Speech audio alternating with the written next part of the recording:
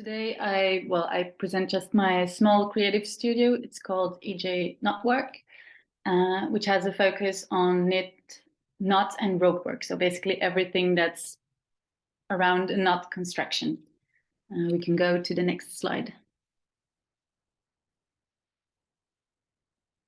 I'm an independent textile maker, and until today, for the past decade, I was also a seafarer. My work has always had two sides, as being a sailor is also a seasonal work. So when on land, I'm based in Antwerp, and when at sea, I'm based on board my sailing vessel Zeph, often in French waters and taking part in commercial sailing. I've created interdisciplinary textile work, such as garments, functional objects, and installations. They're usually custom ordered or in small batches. And are created through combining traditional artisan techniques and contemporary techniques.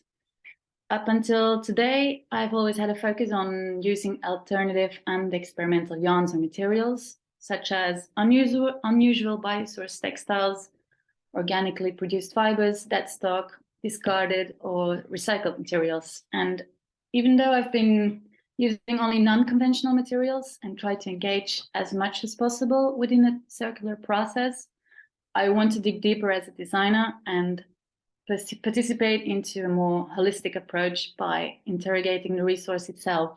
So start back at the beginning with local material and seasonal resources themselves.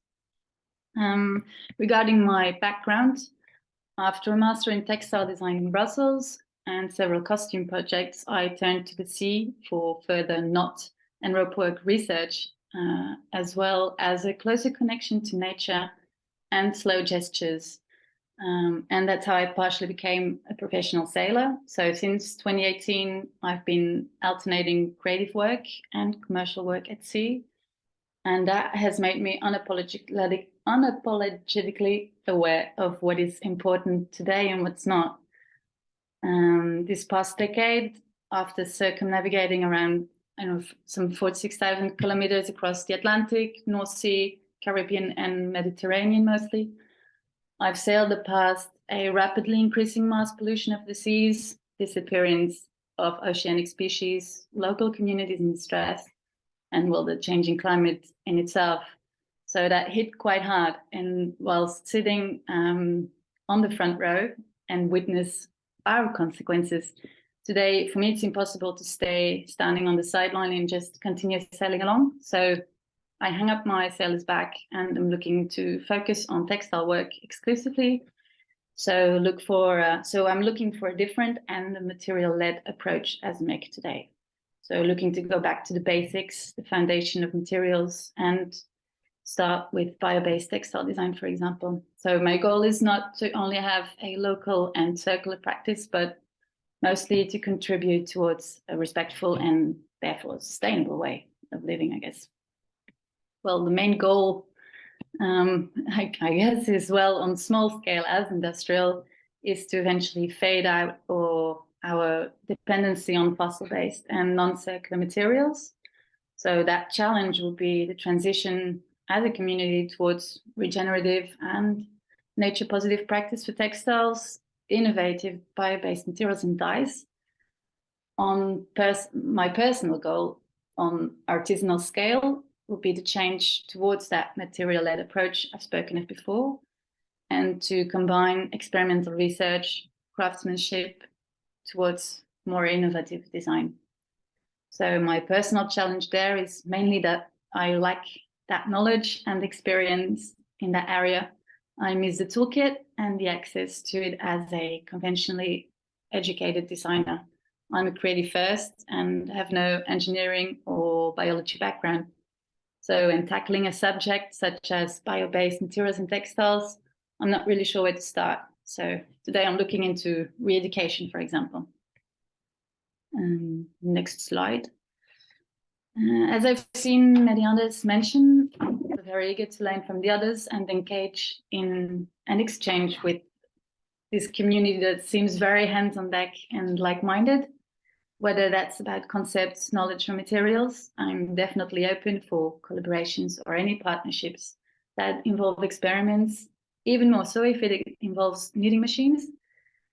and participate in innovative textile research and projects as well. Before attending the previous meeting of HEREWARE, I was not really sure what exactly to expect. But after hearing and reading up on your members, I can see that its capacity of functioning as an umbrella platform for international research projects or education courses for designers, for example, who wish to shift to bio-based materials. I also saw that a catalog of materials already exists, but could there be an open source library on experiments or recipes of bio-based materials and dyes, for example? And then matchmaking, which has already been flowing between members and could also involve farmers, I guess, and biomakers, recyclers, producers. I'm not sure if they're already inside this community. And then to the conclusion. I was pleasantly surprised to see that also smaller actors, as in artisans, were welcome to participate in HEREWARE, which is why I think that the most visible strength of HEREWARE is simply its community, because we have a collective goal to which each member, however small or big the structure is, can contribute and collaborate, which is the complete opposite of the conventional supply chain that's completely broken up and we know is not here to last. So it could bring together valuable knowledge between all stages, I guess. That's it for me today. So thank you for the invitation.